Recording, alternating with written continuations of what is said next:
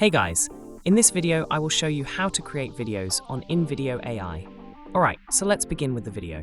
Creating videos with InVideo AI is a straightforward process that leverages artificial intelligence to transform your ideas into engaging video content.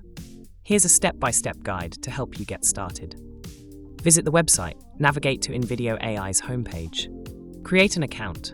Click on the Sign Up button at the top right corner and register using your email, Google, or Apple ID. Generate a video using a prompt. Access the dashboard. After logging in, you'll be directed to the main dashboard. Enter your prompt. Describe the video you want to create by providing specific details such as the topic, desired length, target audience, and any reference materials. For example, how to automate your YouTube channel like a pro. InVideo AI offers pre-built workflows to streamline the creation process. Choose from options like YouTube Shorts, YouTube Explainer, Recent Events Video, or Script to Video based on your needs. Customize video settings. Audience and platform. Specify your target audience and the platform where the video will be published. Look and feel. Choose the visual style and tone that align with your brand or content purpose. Generate and review the video.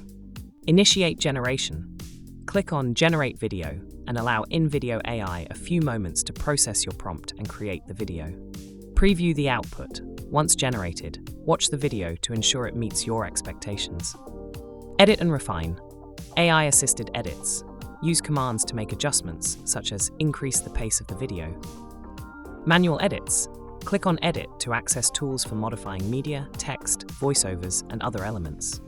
Export and share. Finalize settings. Choose export options, including resolution and watermark preferences. Download or publish. Click Export to download the video or share it directly to your chosen platform. So that's basically how you can create videos on InVideo AI. So that's all for this video. Consider subscribing if you find it helpful, and I'll catch you in the next one. Thanks.